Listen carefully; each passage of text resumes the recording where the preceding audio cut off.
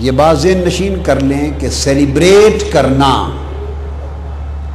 کسی شے کو منانا، اس کی یاد کو منانا اور ہمیشہ تکرار سے منانا، یہ عین اسلام ہے، عین اسلام ہے۔ نماز، پنجگانہ نماز، پنجگانہ نماز، پانچوں فرائض، آج آپ کو بتا دوں یہ بھی سیلیبریشن ہے، یہ بھی کسی کی یاد منائی جاتی ہے۔ یہ جو فرائض خمسہ ہے، نماز، پنجگانہ، سن لیں، یہ بھی پیغمبروں کی یاد منائی جاتی ہے۔ کتب احادیث میں اور کتب سیر میں آیا ہے، امام جلال الدین سیوطی نے الخصائص الکبریٰ میں روایت کی، اور امام طحاوی نے شرح معانی الآثار میں روایت کیا، اور دیگر بہت ساری کتب میں، حدیث کی کتابوں میں اور سیرت کی کتابوں میں ہے کہ نماز فجر یہ حضرت آدم علیہ السلام کی یاد منائی جاتی ہے، کہ حضرت آدم علیہ السلام کی توبہ جب قبول ہوئی تو فجر کا وقت تھا، اور آپ نے قبول توبہ پر 2 رکعت نماز شکرانہ ادا کی، اس 2 رکعت شکرانے کی یاد منانا نماز فجر کے 2 فرض بن گئے۔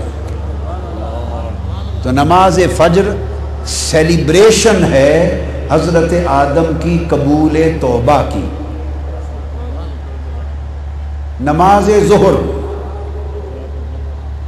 سیدنا ابراہیم علیہ السلام کی سیلیبریشن ہے۔ کتب حدیث میں آتا ہے کہ حضرت اسحاق علیہ السلام، ان کی دعا کے نتیجے میں انہیں جب عطا ہوئے، ولادت ہوئی، تو ظہر کا وقت تھا، آپ نے ان کی ولادت پر شکرانے کی 4 رکعتیں نفل پڑھی۔ وہ 4 رکعتیں حضرت ابراہیم کا شکرانہ امت محمدی کے لیے نماز ظہر بن گئی۔ نماز سے بڑی نکتہ سمجھ لیں، اللہ کی عبادت کوئی نہیں۔ بین العبد و بین الکفر ترک الصلاۃ، مومن اور کافر کے درمیان فرق نماز ہے۔ افضل العبادات نماز، علامت ایمان ہے۔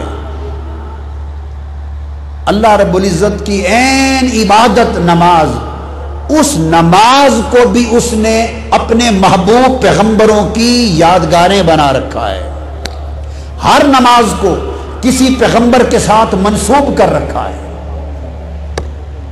تو ظہر حضرت اسحاق کے میلاد کی یادگار ہے، حضرت اسحاق کی ولادت کی شکرانے کی یادگار ہے۔ پھر نماز عصر، حضرت عزیر علیہ السلام 100 سال کی وفات کے بعد دوبارہ زندہ کیے گئے، جس کو قرآن نے کہا کم لبست، قال لبست یوما او بعد یوم، 100 سال کے بعد اٹھے۔ جب انہوں نے دیکھا کہ میں 100 سال کے بعد زندہ ہوا ہوں، تو اللہ کے حضور شکرانے کے 4 نفل پڑھے، تو شکرانے کے 4 نفل حضرت عزیر کے امت محمدی کی نماز عصر بن گئی۔ سمجھ آئی ہے بات کی؟ پھر حضرت یعقوب علیہ السلام،